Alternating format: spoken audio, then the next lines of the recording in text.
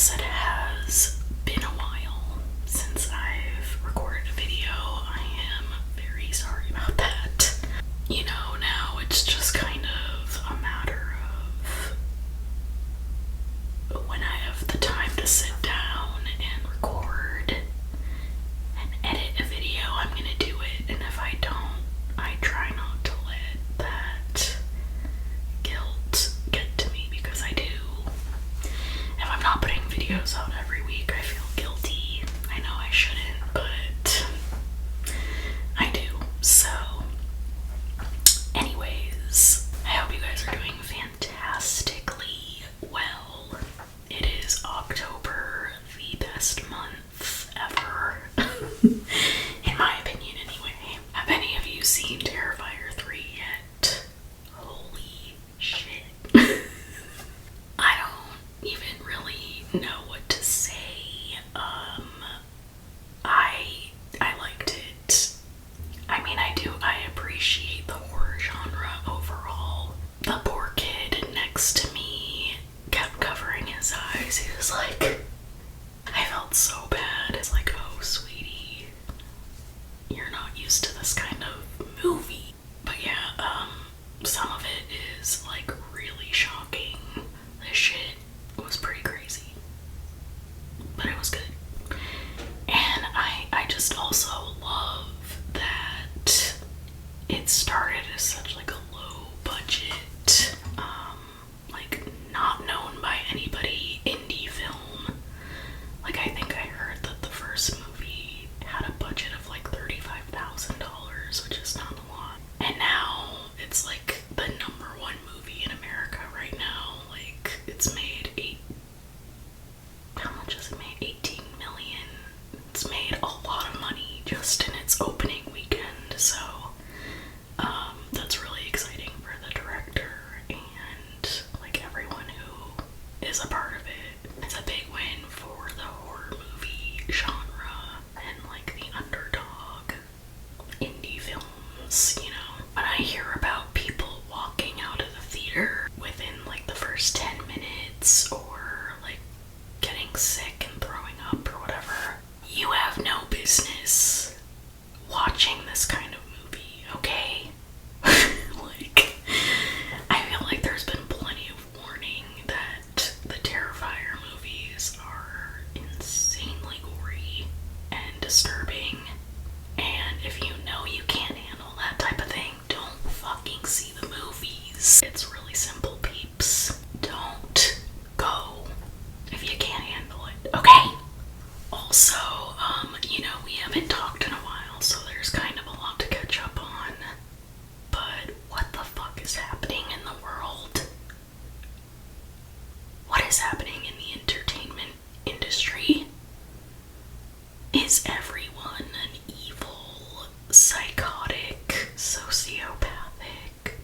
No, like, what in the fuck is happening? It's really scary. And if you're on TikTok and you look into these kinds of things, literally all that is coming up on my For You page lately is stuff about the whole Diddy case and the fact that like he's not alone. Like, there are so many more people involved in this, and they're gonna come out with a list of names, and like a lot of names have already been released. Also went a little bit down the Jay-Z and Beyonce rabbit hole. Oh my god, dude. I'm not a fan of Jay-Z. I'm not a fan of Beyonce. I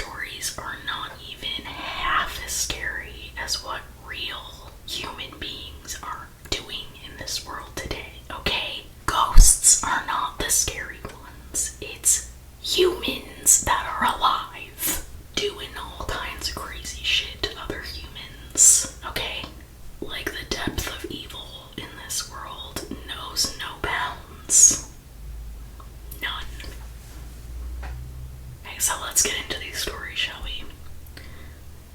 These tales of unexplained encounters and paranormal occurrences just might make a believer out of you. Get ready to sleep with the lights on. In honor of Halloween and all things spooky, we've collected a list of the best scary ghost stories that are even more chilling because they're 100% real. At least according to the people who reported experiencing these supernatural encounters and apparitions. Even if you don't believe in paranormal occurrences, you might change your mind after reading these real-life stories of ordinary people who claim to have experienced extraordinary events.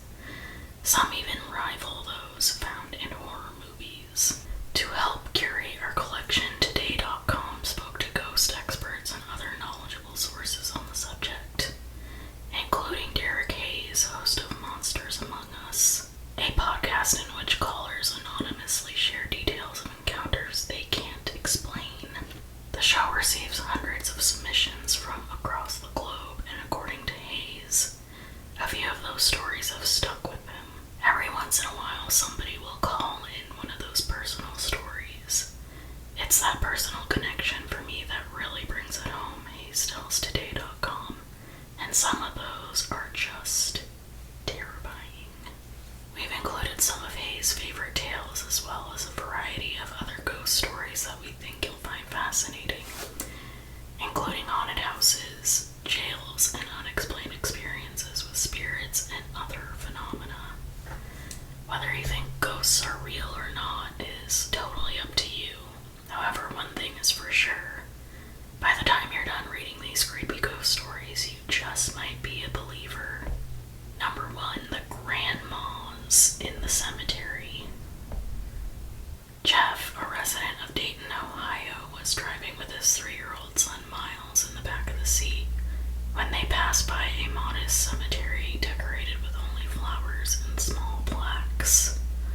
It basically looks like a giant garden, Jeff explains on the podcast Monsters Among Us. According to Jeff, as they drove by, his toddler, who'd been happily singing, abruptly stopped, pointed to the cemetery, and exclaimed, "Look at all those people."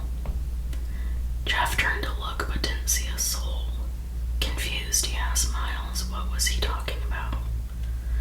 "All those people over there," his son replied. "There sure are a lot of grandmas."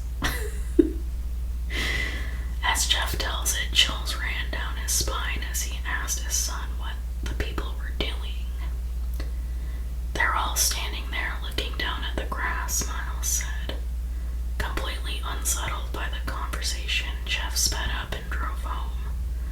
Later that same day, he says his young son was watching TV when he turned to Jeff and said, "You know, they weren't alive." Thinking Miles was referring to the cartoon, Jeff asked what did he mean. "Those people we saw, they were all paused," his son replied. "I don't know if my kid has the sixth sense," Jeff said, or if he just has a wild imagination. Nah, kids are super perceptive to the spirit world, so anytime there's a ghost story about a kid seeing some sort of ghost, I'm like, yeah. Oh yeah, I definitely believe that one.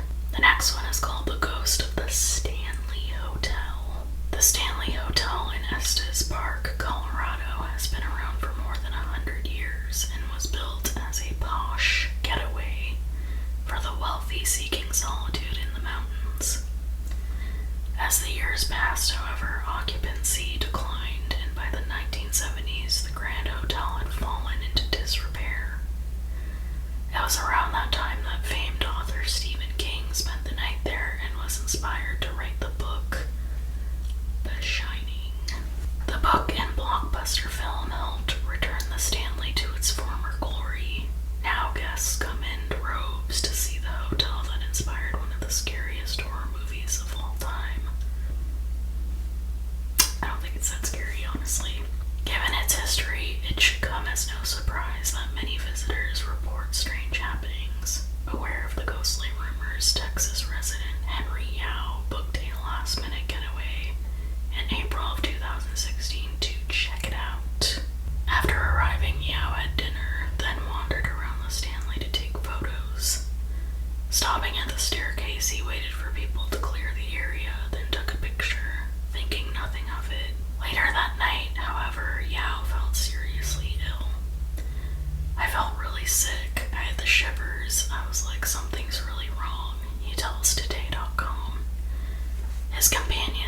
suggested he go to the emergency room, but Yao refused. On the trip home, Yao began swiping through the photos he'd taken when he discovered what he said was a really, really strange image of someone standing on the stairs. Except no one had been there. The next day he posted the photo on Instagram, half joking that he'd captured a ghost, and the world took notice. Almost overnight, Yao found himself in the limelight with his ghost picture warranting attention from global media outlets and paranormal experts who wanted to examine the photo. Some experts say that there's 2 ghosts, and other people said that the reason I got sick is because the ghost was trying to materialize, taking energy out of me. He said, "There's so many theories about this." And what does Yao think? "I have no idea," he says with a laugh.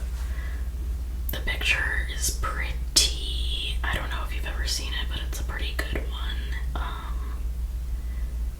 Let me see if I can hold this up to the screen so you can see. Otherwise, you can look it up, I guess. But is there a glare? Sorry. But yeah, it looks like there's someone standing there. To me, at least, it looks like a lady with a black dress is standing at the top of the stairs. The next one is called the Whaley House Hauntings. I've been to the Whaley House. The energy was just crazy. It was like almost making me sick to my stomach. The energy in that place is intense. Have any of you visited it? Have you had any crazy experiences? Let me know. If there's no such thing as ghosts, then explain the supernatural incidents at San Diego's Whaley House, a destination dubbed America's most haunted house. I've definitely been present when people claim they hear things, smell things, and in some cases, even see apparitions, says Victor Santana, operations manager at the Whaley House and Museum. Widely known for its unexplained occurrences, the historical house was built in 1856 by Thomas Whaley, a former New Yorker who came west during the Gold Rush. It's quite possible Whaley got a sweet deal on the land, given it was once home to the San Diego Gallows, a place where countless criminals were executed. Though he doesn't know exactly how many people died at the site, Santana says one prisoner stands out. Yankee Jim Robinson was executed on site after he stole a boat, says the Whaley House manager. Legend says that Thomas Whaley was actually a witness to that execution. Whether it's true or not, Santana says that Whaley reported haunted happenings in his home in the years that followed, citing heavy footsteps going up and down the stairs while he worked in his office. He would also sometimes hear a man grunting, if you will, and he would attribute that to Yankee Jim Robinson, he said. After dying of natural causes, Whaley is said to have become a ghost himself at the house, with some visitors claiming to smell the cigars he enjoyed smoking.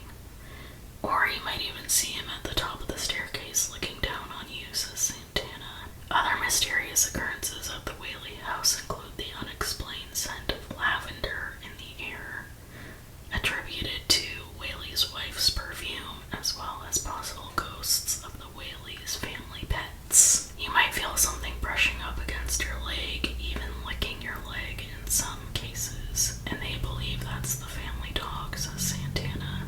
Has Santana actually ever seen an apparition there? I've never seen a ghost, he confirms. However, he has had a couple of odd experiences, including seeing a doll that seemingly appeared to move on its own once. And occasionally he's heard a woman's voice crying late at night. Santana was also present during a paranormal investigation at the site in which an EVP, electronic voice recorder used by investigators, picked up something utterly spine-chilling. You set up a recorder and you ask questions like, "Is anybody in the room with us? What is your name?"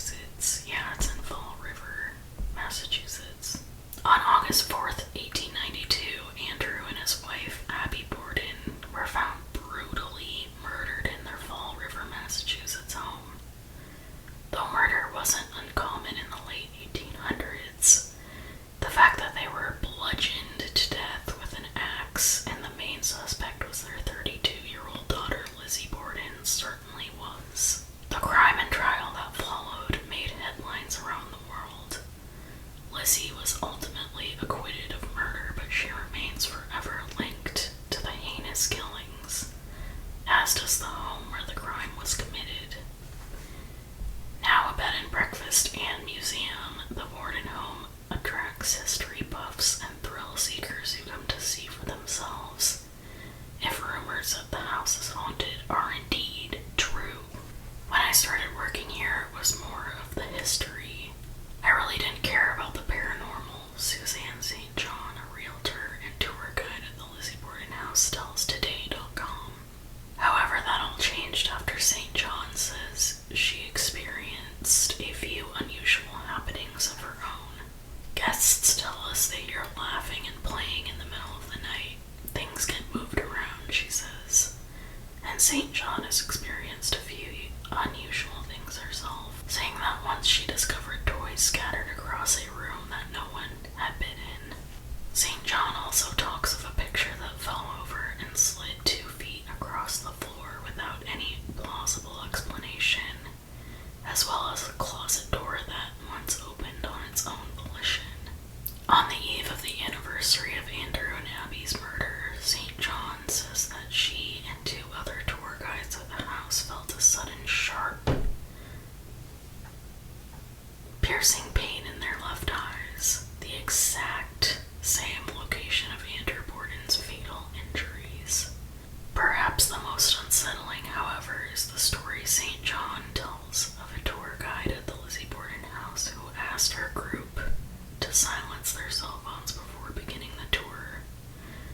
Moments later, a guest's cell phone rang. She looked up and said, "It's my mom." The tour guide asked if she wanted to leave and take the call, to which the woman replied she died 2 years ago. The next one is called The Ghost of Captain Joseph White. Though Salem, Massachusetts is best known for its infamous witch trials, there have been plenty of other chilling stories throughout its 400-year history. One of them is the tale of Captain Joseph White, a wealthy merchant who was found bludgeoned to death in his bed. It was a crime motivated by money, according to Giovanni Alabizo, owner and tour guide at Salem Historical Tours, who says the 82-year-old merchant was allegedly targeted by greedy brothers, hoping to get their hands on his will.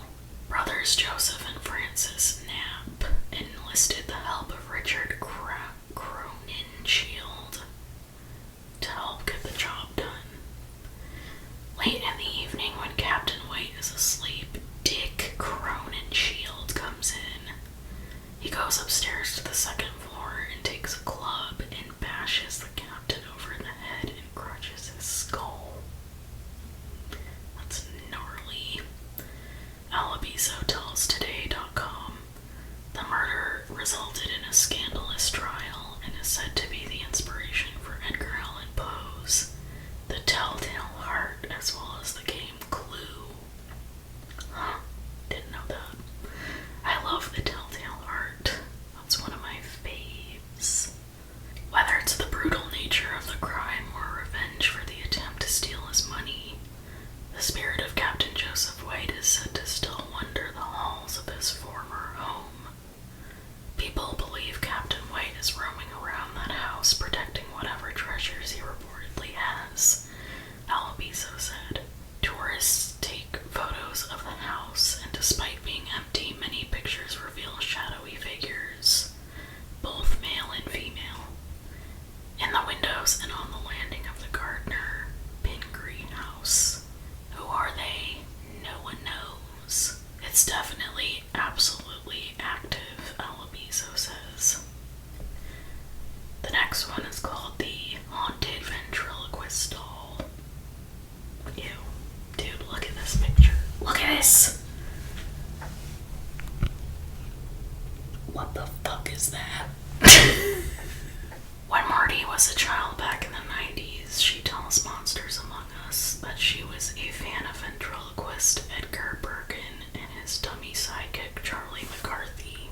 She says that when her father came across a ventriloquist doll as he wandered through a small magic shop located outside of Santa Rosa, California, he decided to buy it for her birthday. While ringing up the sale, Marty said the cashier gave her father weird vibes and said to him, "You know when you put your hand inside the doll, he's going to come alive." Yeah, no. Laughing off the comment, he brought the dummy home to his daughter. According to Marty, she was over the moon when her dad gave her the doll, saying, "I was so happy when I got that doll. I was obsessed." What? I don't understand. But before long, strange things began happening. Though impossible because the doll's head was made of hard plastic, she says its expression would change, including his smile. No. Worried something would happen to her precious dummy, Marty's family shut it away in a cupboard most nights. One night, she and her family were awakened by the pitter-patter of steps in their living room. Thinking it was the dog or another family member, they went to look. No one was there except for the doll who was sitting on the couch. We remember specifically we always put it away because I love that doll so much that I took care of it, Marty says on the podcast. Other strange occurrences began happening. While Marty and her dad were away, her uncle was alone in the house. The uncle says that he heard Marty's father calling his name from the living room even though he wasn't home. When he went to look, he found the doll once again sitting on the couch and no one else. All of our family was pretty much scared of the doll, Marty says. People would start hearing their names being called and we would hear walking at night. So we just decided we needed to get rid of it. Yeah. Being Mexican and religious, Marty says her parents wanted to burn the doll in case it was demonic. They put it on the grill, and according to Marty, it wouldn't burn. This doll would not go up in flames at all, whatsoever. They tried cutting it up with a knife, but were unsuccessful. Finally, they threw it in the trash can. After the garbage was collected, Marty's dad went to retrieve the bin. In it, the doll. To rid themselves of the dummy, they dug a hole in the backyard, then filled it with cement. Marty and family have long since moved away, but she says they still think about the doll, and possibility that eventually it finds one of us. That is so gross. I don't like that at all. I really, really don't. Okay, so that's not all of the stories, but I feel like these are kind of long. Like if I scroll down to the bottom, I don't know, I know it'll just take me forever to read through the rest of these, so I'm gonna break this up into 2 parts. I'll do a part 2 soon. And no, it won't be another month until I post it, I promise. I will post it sooner than that. But yeah, so I'm gonna stop there for today. I really hope you guys liked those stories, and they were entertaining. I hope you guys are doing well, taking care of yourselves, and all